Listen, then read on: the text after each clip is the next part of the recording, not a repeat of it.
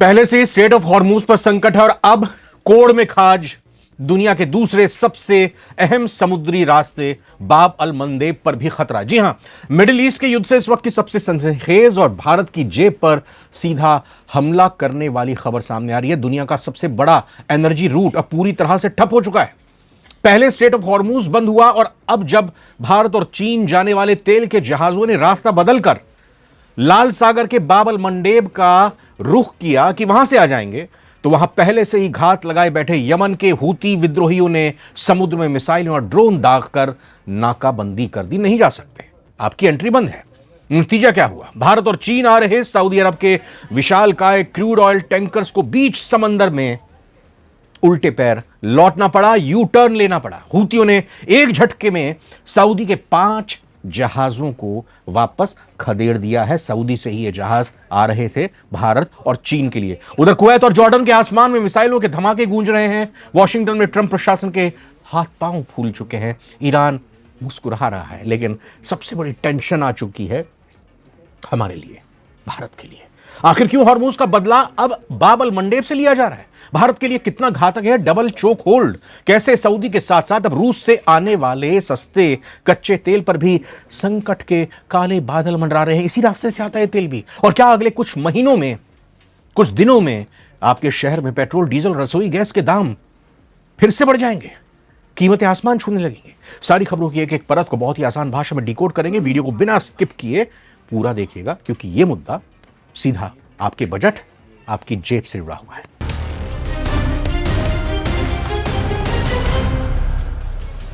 इस पूरे विवाद को समझने के लिए सबसे पहले हमें समंदर के नक्शे और तेल सप्लाई के चक्रव्यूह को समझना होगा। जब अमेरिका और ईरान के बीच युद्ध की चिंगारी भड़की, तो ईरान ने फारस की खाड़ी यानी पर्शियन गल्फ के मुहाने पर मौजूद स्ट्रेट ऑफ हॉर्मूज को, वहां पर व्यापारिक जहाजों की आवाजाही को लगभग नामुमकिन कर दिया, ब्लॉक कर दिया। हॉर्मूज तो वो रास्ता है जहां से दुनिया का करीब 20% क्रूड ऑयल गुजरता है। जब हॉर्मूज बंद हुआ तो सऊदी अरब, भारत और चीन जैसे दुनिया की ताकतों ने एक अल्टरनेटिव प्लान यानी वैकल्पिक रास्ता चुना कि भाई ये रास्ता बंद है तो कहां से लेकर आए तेल, गैस।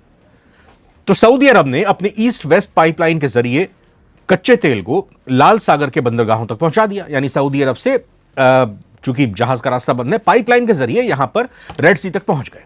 और फिर उसके बाद जहाजों के जरिए बाब अल मंडेब स्ट्रेट से होते हुए, स्वेज कनाल से होते हुए हिंद महासागर के रास्ते भारत और चीन तक इस तेल को पहुंचाया जा सके, इसलिए पाइपलाइन के थ्रू पूरा तेल गैस को सप्लाई किया गया। लेकिन हूती विद्रोहियों ने इस पूरे प्लान पर पानी फेर दिया। जैसे ही भारत और चीन के लिए रवाना हुए सऊदी तेल के टैंकर बाब अल मंडेब के करीब पहुंचे, हूती ने खुला ऐलान कर दिया कि लाल सागर से किसी भी सऊदी या अमेरिकी समर्थक देश के तेल टैंकर को गुजरने नहीं दिया जाएगा। अब कहेंगे कि समर्थक मतलब क्या हुआ? भाई सीधी सी बात है कि सऊदी अरब से ये टैंकर आ रहे थे ऑयल के। अब हूतियों के से मतलब नहीं है कि भैया भारत का है या चीन का है, क्या ये बात है?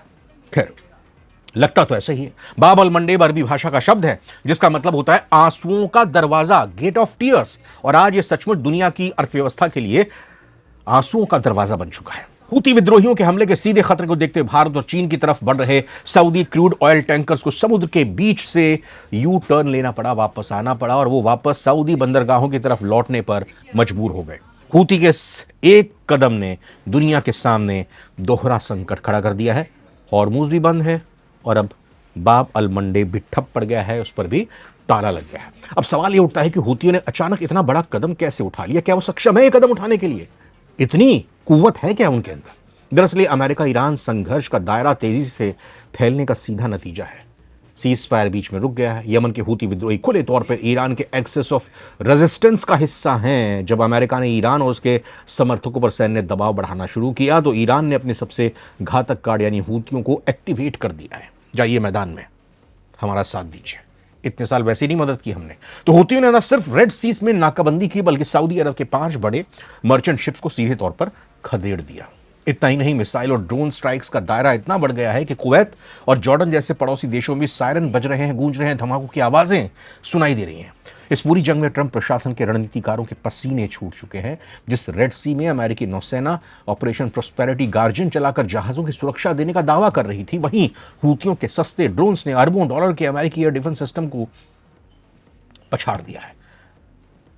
अब यह मुसीबत अमेरिका के लिए कि भाई स्ट्रेट ऑफ हॉर्मूज को बचाएं, या फिर बाब अल मंडेब से निपटे। तो राजनीतिक विश्लेषक चुटकी ले रहे हैं अब। हूतियों के इस निशाने से अमेरिकी रणनीतिकार हैरान है। ईरान में इस वक्त राहत की सांस ली जा रही है, क्योंकि बिना सीधे युद्ध में उतरे ईरान ने हूतियों के जरिए अमेरिका और उसके सहयोगियों की और भारत और इनफैक्ट चीन की आर्थिक नाकाबंदी कर दी है। लेकिन इस पूरे गेम का सबसे बड़ा खामियाजा भारत जैसे निर्दोष आयातकों को भुगतना पड़ रहा है। अब आइए उस सबसे अहम सवाल पर जो हर भारतीय को, हमें आपको जानना चाहिए, आखिर यमन के तट पर स्थित बाब अल मंडेब भारत के लिए इतना महत्वपूर्ण क्यों है, क्यों जरूरी है? क्या कोई और विकल्प नहीं है? पहली तो बात ही कि हॉर्मुज के विकल्प के तौर पे इसको इस्तेमाल किया, बाकी और रूट भी हैं जो अफ्रीका से तेल या कुछ और सामान आता है वो इसी रास्ते से होकर आता है। लेकिन चूंकि हॉर्मुज ब्लॉक था तो इस दूसरे रास्ते को, थोड़ा बड़ा रास्ता था, इसको ऑप्ट किया गया, इसको चुना गया। बाब अल मंडेब लाल सागर को अदन की खाड़ी यानी गल्फ ऑफ अदन और हिंद महासागर से कनेक्ट करता है। भारत का यूरोप, उत्तर अफ्रीका और मिडिल ईस्ट के साथ होने वाला अरबों डॉलर का व्यापार इसी पतले समुद्री रास्ते से होकर गुजरता है। बाब अल मंडेब के बंद होने से भारत पर अब 3 बड़े प्रहार होंगे, 3 बड़े झटके हैं भारत के लिए। एक एक करके जान लेते हैं। शिपिंग रूट में 14 से 20 दिनों की देरी होगी। अब 14 दिन और उससे लेके 20 दिन का वक्त लग सकता है और एक्स्ट्रा। जी हां, अब जहाजों को लाल सागर के बजाय पूरे अफ्रीका महाद्वीप का चक्कर लगाकर केप ऑफ गुड होप के रास्ते भारत आना पड़ेगा। इसकी अगर देखें तो एक तरफ का सफर 10,000 किलोमीटर से ज्यादा लंबा हो जाएगा। दूसरा क्या होगा, फ्रेट और इंश्योरेंस कॉस्ट में 300% की बढ़ोतरी हो जाएगी। रास्ता लंबा होने के कारण जहाज़ों का ईंधन खर्च दोगुना हो जाएगा। साथ ही रेड सी को वॉर जोन घोषित किए जाने की वजह से समुद्री जहाज़ों का insurance premium, war risk insurance जो है वो 300% से 400% तक बढ़ सकता है, या कहें कि बढ़ गया है। तीसरा पॉइंट है कि कंटेनर शॉर्टेज और एक्सपोर्ट पर चोट लगेगी। भारत के से यूरोप जाने वाले बासमती चावल, टेक्सटाइल, इंजीनियरिंग गुड्स और चाय के कंटेनर बंदरगाहों पर फंस रहे हैं। भाई इतना खर्चा करके कौन मंगवाएगा भारत का सामान? तो भारत के निर्यातकों को भारी नुकसान का सामना और भी आगे चलकर करना पड़ सकता है। अब तक ये माना जा रहा था कि भारत को सिर्फ सऊदी और खाड़ी देशों के तेल से हाथ धोना पड़ेगा, लेकिन अब जो नई रिपोर्ट सामने आई है उसने भारत सरकार और पेट्रोलियम मंत्रालय की नींद उड़ा दी है। इस नाकाबंदी का असर अब रूस से आने वाले कच्चे तेल पर भी पड़ने वाला है। आप पूछेंगे कैसे? इसका भी गणित समझते हैं। भारत अपनी कुल तेल जरूरतों का लगभग 85% विदेश से आयात करता है कच्चा तेल, क्योंकि हमारे यहाँ इतना होता नहीं है। 15% हम पूर्ति कर पाते हैं। पिछले 2-3 सालों में रूस भारत का सबसे बड़ा क्रूड ऑयल सप्लायर बनकर उभरा है। रूस यूक्रेन युद्ध के दौरान रूस का ज्यादातर कच्चा तेल उसके पश्चिमी बंदरगाहों यानी ब्लैक सी और बाल्टिक सी से इसी स्वेज कैनाल, स्वेज नहर और बाब अल मंडेब के रास्ते से ही भारत पहुंचता है। अब हालात यह हैं कि सऊदी अरब से आने वाला तेल रेड सी और बाब अल मंडेब ब्लॉक होने के कारण रुक गया है। अब रूस से आने वाले तेल का क्या होगा? स्वेज नहर के बाद अब बाब अल मंडेब से गुजर नहीं सकता है, क्योंकि हूती विद्रोहियों के हमलों का खतरा रूसी तेल ले जा रहे टैंकर्स पर भी मंडरा रहा है।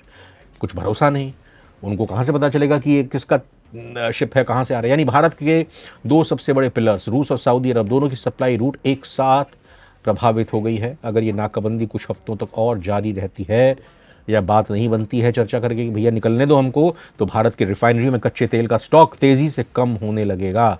अब आते हैं सबसे बड़े कड़वे सवाल पर, क्या भारत में पेट्रोल, डीजल और एलपीजी सिलेंडर महंगे होने वाले हैं? तो अंतर्राष्ट्रीय बाजार में ब्रेंट क्रूड कच्चे तेल की कीमतें $90 प्रति बैरल के पार पहुंचने की ओर अग्रसर हैं, पहुंच चुके हैं। अगर समुद्री नाकेबंदी की वजह से सप्लाई चेन टूटी तो कच्चा तेल एक बार फिर से जो सीज फायर से पहले था, सीज फायर हालांकि अब टूट चुका है, सीज फायर से पहले जो पूर्ण युद्ध चल रहा था उस दौरान $100 से $110 प्रति बैरल के खतरनाक स्तर को फिर से एक बार छू सकता है। तो लाल सागर और फारस की खाड़ी का यह दोहरा संकट भारत के लिए एक बहुत बड़ी कूटनीतिक और आर्थिक परीक्षा है। लेकिन भारत चुपचाप हाथ पर हाथ धरे नहीं बैठा है। इंडियन नेवी ने अदन की खाड़ी और अरब सागर में अपने 10 से ज़्यादा अग्रिम पंक्ति के युद्धपोत यानी गाइडेड मिसाइल डिस्ट्रॉयर्स तैनात कर दिए हैं, जो भारतीय झंडे वाले व्यापारिक जहाज़ों को एस्कॉर्ट कर रहे हैं कि भाई अगर भारत के झंडे लगे हुए आ रहे हैं जहाज़, तो उन पर अगर आपने बुरी नज़र डाली तो फिर हम ऐसा नहीं होने देंगे। साथ ही भारत अपने तेल सोर्सेस का तेजी से डाइवर्सिफिकेशन कर रहा है। भाई पश्चिम अफ्रीका में नाइजीरिया, लैटिन अमेरिका में ब्राजील, वेनेजुएला और अमेरिका से ज़्यादा तेल मंगाने की कोशिश हो रही है ताकि खाड़ी देशों पर रूस पर निर्भरता को कम किया जा सके इस रूट ब्लॉकेड की वजह से। लेकिन सवाल ये कि अमेरिका और ईरान की इस जंग में जब तक शांति का कोई परमानेंट रास्ता नहीं निकलता तब तक क्या यमन के हूती विद्रोही दुनिया की सप्लाई चेन को यहाँ बाब अल मंडेब में बंधक बनाए रखेंगे? ऐसी स्ट्रेट ऑफ हॉर्मुज बंधक रहेगा? आपको क्या लगता है, क्या सरकार यानी भारत सरकार को अपनी नौसेना के जरिए, देश की इंडियन नेवी के जरिए व्यापारिक जहाज़ों को सीधे मिलिट्री प्रोटेक्शन देना चाहिए, या फिर भारत को इस युद्ध में मीडिएशन करके रास्ते खुलवाने चाहिए? अपनी राय नीचे कमेंट बॉक्स में ज़रूर दीजिएगा, इंतज़ार रहता है हमको। नमस्कार।